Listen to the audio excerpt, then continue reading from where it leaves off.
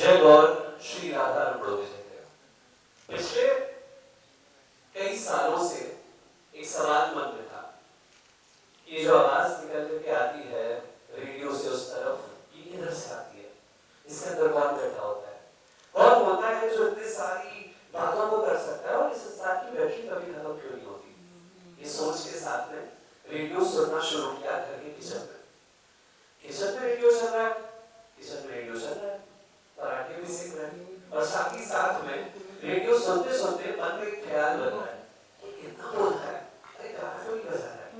ये ख्याल मन में आता था उस लड़के के जो अपने घर में अपनी माँ से दाल खाता खाता किचन में के बाहर बैठ करके कुछ भी खाने पीने की कोशिश करता रहता था। ये ख्याल मन में आते आते थोड़ा सा बड़ा हुआ, क्योंकि गुरुकुल बैकग्राउंड था और पिताजी राजपुरोहित थे, घर के अपने कुछ नियम थे, कायदे थे, बातें करनी थी लेकिन शास्त्रों की करनी थी, बातें करनी थी लेकिन कुछ ऐसी बातें करनी थी जिसके पीछे कोई लॉजिक हो। ये सब मन में ख्याल और दिमाग की कश्मकश, यही समझ में आ रहा था कि लड़का करना क्या चाहता है।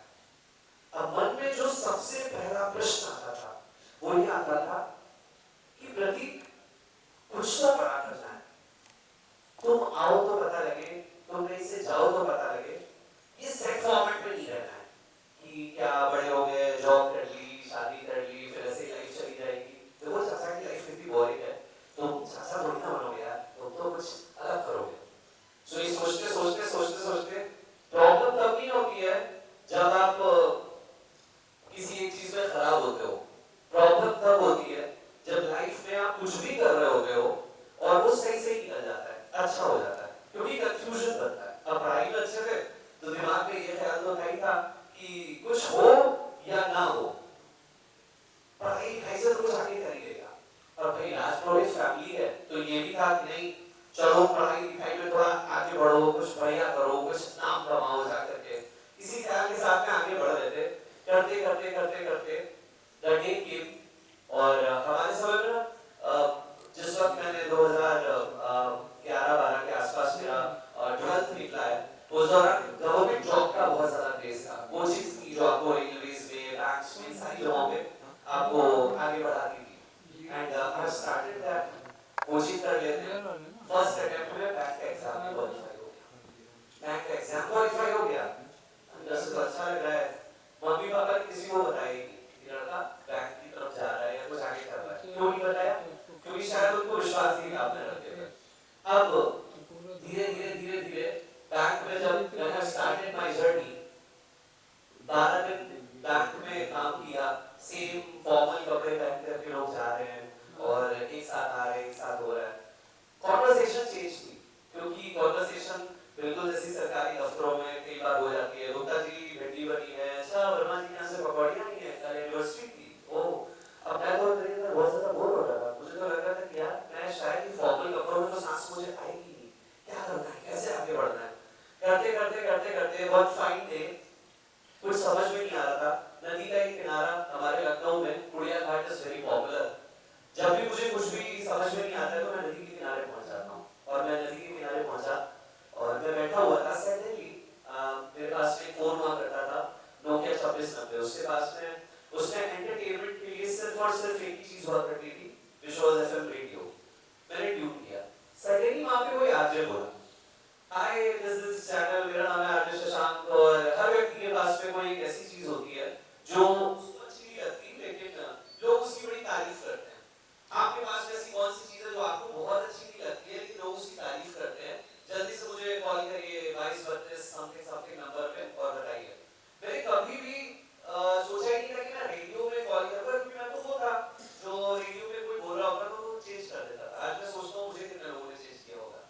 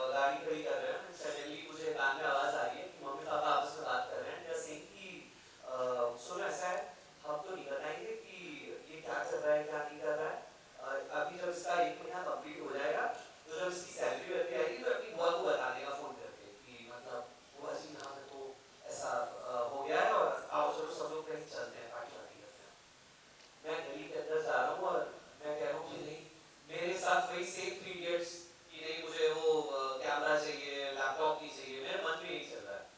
I went my parents and I said कि पापा वो ऐसा है कि मुझे ना थोड़ा सा रेडियो वीडियो करने का ऐसा मन कर रहा है। पापा बोले रेडियो, रेडियो क्या करना है, कोई करने की चीज होती, क्या बनाओगे रेडियो, जैसे कि बनाएंगे रेडियो कैसे बोलेंगे। तो पापा बोले हमें नहीं पता, जो तुम्हारी मम्मी कहे वो करो।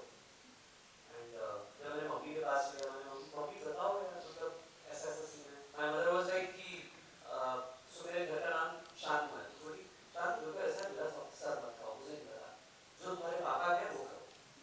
और मैंने कहा जो क्या करना है वो बता दो, कि फुटबॉल मत बनाओ, क्या करना है, इधर जाना है इधर जाना है। You know what my father asked, जो शायद बहुत कम लोगों के पिताजी पूछते हैं, मेरे पापा ने मुझसे पूछा खुश रहोगे रेडियो करके, सोचिए सरकारी काम है यहाँ पे, खुश रहोगे। तो मैंने कहा हम तो खुश रहेंगे, आप खुश रहेंगे। You know what my father said that day, मेरे पापा ने बोला यार क्या खुश रहने वाली बात करोगे, हम तो ये सोचेंगे, because I was 18 that time, तो हम तो ये सोचेंगे कि 18 में लड़के ने सरकारी नौकरी ले ली, 28 में तो अपनी सरकार बना लेगा। मैंने कहा वाह पंडित जी क्या बात है। बस ये बात उनकी थी। वो प्रोसेस छोड़ते हुए then I tried my luck in this voice industry. Facebook पे there was an ad कि हमें संस्कृत वॉइस ओवर आर्टिस्ट की जरूरत है, क्या आप आ सकते हैं, ऐसा करके था। तो मुझे वॉइस ओवर क्या होता है ये भी नहीं पता था, और मुझे ये था कि हाँ संस्कृत है समथिंग, क्योंकि मेरे बहुत फैमिलियर लैंग्वेज थी। I was from that gurukul Shukla Yajurveda background, तो मैंने कहा ठीक है मैं वहाँ पर गया। Then I have given that audition, उस ऑडिशन को क्लियर करा, वहाँ पे आई स्टार्टेड माय जर्नी। थोड़ा थोड़ा वॉइस ओवर करते थे, so I have recorded their Satyagraha Prakash Balanand Saraswati ji, and उससे बाद में ऐसे करते करते श्रीमद् भगवद गीता जी रिकॉर्ड करी वहाँ पे। करते करते करते करते all India radio audition happened, वहाँ पर भी गए, वहाँ पे भी हो गया। बट ऑल इंडिया रेडियो में क्या होता है, when you go to All India Radio तो आपको डेली प्रोग्राम्स मिलते हैं, एक आध घंटे की आपकी बुकिंग्स होती है और आपको वहाँ पे जाकर खुद को प्रेजेंट करना होता है। मैं वो जो 18-19 साल की एज में था, जिसमें मुझे मेरे साथ के जो कजिन्स थे, दुख तब नहीं होता है जब आपका कुछ नहीं होता है, दुख तब भी हो जाता है जब कजिन्स धीरे धीरे सेलेक्ट होने लग जाते हैं। तो मेरे साथ के जो कजिन्स थे उनका कहीं ना कुछ एक रास्ता बन रहा था, and I was still search कि ऑल इंडिया रेडियो तो कर रहे हैं बट मजा नहीं आ रहा है, वो काम की भूख भी नहीं मिल रही है, और मुझे लगता है जिस तरीके का अभी काम है इससे भूख भी नहीं मिलेगी भविष्य में। कुछ तो चाहिए, क्या चाहिए, बड़े चैनल का आरजे बनना है। कैसे होते हैं बड़े चैनल के आरजे? अरे बड़े चैनल के आरजे वही होते हैं जो मतलब रोज सुबह सुबह उठ करके गुड मॉर्निंग लखनऊ, कुछ इस तरीके की चीजें करते हैं। अच्छा तो वहां कैसे जाएंगे, जाओ वहां पे, तो ठीक है एक चैनल मिर्ची, मैं वहां पहुंचा, वहां पहुंच के मैंने कुछ समय हल्का फुल्का सीखा, इंटर्नशिप करी। That time I was very सीधा साधा पंडित जी का लड़का, क्योंकि मेरे पास मुझे ऐसा लगता था कि आरजे तो एक ऐसा प्रोफेशन है जहाँ पे सिर्फ स्क्रिप्ट चाहिए होगी, वॉइस चाहिए होगी, सिर्फ टेक्स्ट चाहिए होगा। मैं जब भी वहाँ जाता था तो मुझे अंदर से बड़ा मतलब एक डर सा लगता था, क्योंकि वहाँ पे जो डिफरेंट लोग होते थे उनकी डिफरेंट कॉन्वर्सेशन होती थी।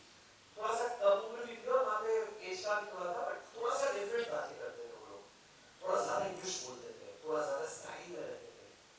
हम तो सीधे साधे चौक से, कोई बात नहीं। इंटर्नशिप वाज लाइक कि 3 महीने की इंटर्नशिप थी, बट उस 3 महीने की इंटर्नशिप को मुझसे झेला नहीं गया, एंड 1 महीने के अंदर ही कैसे ना कैसे कुछ भी झूठ बोल करके मैं वहां से निकल आया। किसी को बीमार किया होगा आई एम श्योर, और मैं वहां से निकल आया। निकल करके फिर मैं जब घर पे आया तो मुझे लगा यार ऐसे तो काम नहीं चलेगा, कुछ तो करना पड़ेगा। Then after some time there was a post on some social media कि रेडियो मिर्ची is hiring। मैंने कहा यार जिन्होंने जहाँ पे मैं इंटर्नशिप किया था यार वहाँ पे मैं आरजे की हायरिंग पे कैसे रहूँगा। पहुँचा वहाँ पे, and you won't believe, पहुँचते ही मेरे पैर ऐसे ऐसे कपकपाने लगते थे, क्योंकि मुझे लगता था कि क्या पूछने वाले हैं लोग। और आरजे की नौकरी होती है, you are leading your city, आप शहर की आवाज है, शहर की पहचान है, शहर का अंदाज है। कुछ समझ नहीं आता था। पहला ऑडिशन आई गॉट इट,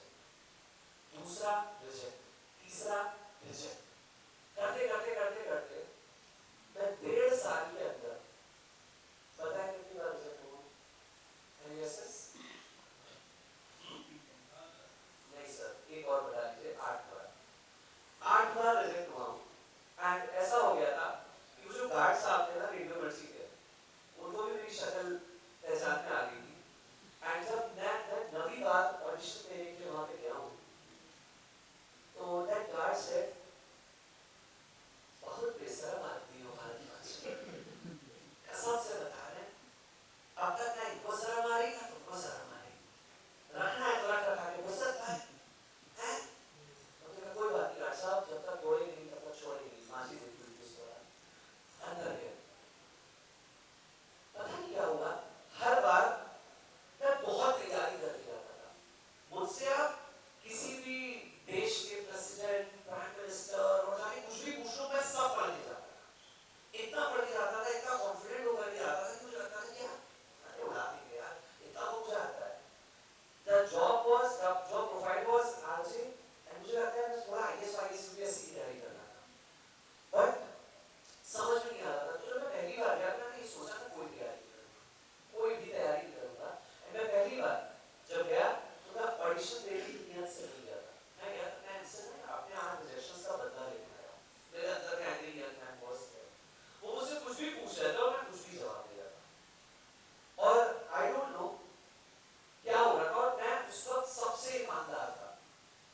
मुझे जिन जिन रिजेक्शंस पे गुस्सा भी आया था, मैं उन रिजेक्शंस पे भी को एक अपना ओरिजिनल सेल्फ दे रहा था। 4 rounds back to back clear हो गए। जब मैं रिजेक्ट होता था तो ऐसा होता था कि एक आरजी की वैकेंसी है और 7-8 लोगों ने इंटरव्यू लिया, जैसे किसी एक को रख दिया जाता था। इस 9वीं बार there were 1200 applications। पूरे मिर्ची ऑफिस जीरो में अलग-अलग जगहों से, शहरों से भी लोग आते थे ऑडिशन दे रहे थे, और मेरा पूरा चांस था कि मैं सेलेक्ट ही नहीं होने वाला हूं, मैं जल्दी जाने वाला हूं। Then the 5th round came, and you know there was a lady, उन्होंने कहा मैं सिर्फ एक क्वेश्चन पूछूंगी, और दैट कॉन्फ्रेंस हॉल में आई गेस हम 30-35 लोग थे जो उस राउंड तक पहुंचे थे, और उनमें से किसी एक या दो को सिलेक्ट करना होगा। That lady asked me a question in the room कि आपको क्या मोटिवेट करता है, आप इससे इंस्पायर होते हो? और मुझे लगा तो बहुत ही आसान सा सवाल है। तो हम में से बहुत सारे लोगों से ये सवाल कई बार पूछा जाता है, बहुत सारे लोग जॉब पे जाएंगे तो उनसे भी सवाल पूछा जाएगा। तो जब किसी से पूछेंगे, किसी ने विवेकानंद जी का नाम लिया, किसी ने कलाम साहब का नाम लिया, किसी ने मम्मी पापा का नाम लिया, जैसे आज यूजुअली लेते हैं, यू नो एनी गेसेस मेरे किसका नाम लिया होगा?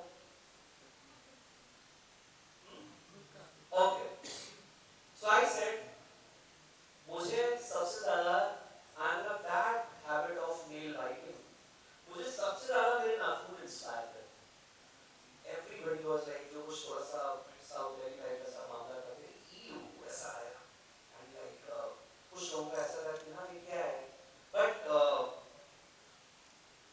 उन्होंने पूछा नाखून इंस्पायर करते हैं क्यों, कैसे नाखून कैसे इंस्पायर कर सकते हैं? I said, because I'm in a very bad habit of nail biting. मैं जितनी बार ऐसे काटता हूँ उतनी बार निकल आते हैं। Same like मिर्ची, 8 बार काटी है, 9वीं बार मैं फिर निकल आया हूँ देखो, और अभी भी रिजेक्ट करना है, 10वीं बार क्या करके आना वो से कभी होगा, और मैं आऊँगा जरूर। And I don't know what happened. 9th January 2013 was my intern date. 9th January 2015 was my joining date there. 2 साल बाद सेम लड़का थोड़ा सा दिमाग का बोझ किनारे करके जो है वो लेकर के वहां पहुंचा, and I got that offer letter, और इस तरीके से पक्के लखनवी प्रतीक की रेडियो पे एक शुरुआत हो गई, and I started that journey. Radio हम तो वो वाला सोच करके आए थे जो सुनाई देता है, लेकिन जब हम 15 में वहां पहुंचे तो एक दूसरा रेडियो शुरू हो चुका था। ये वो रेडियो था जो दिखाई देता है। वहां के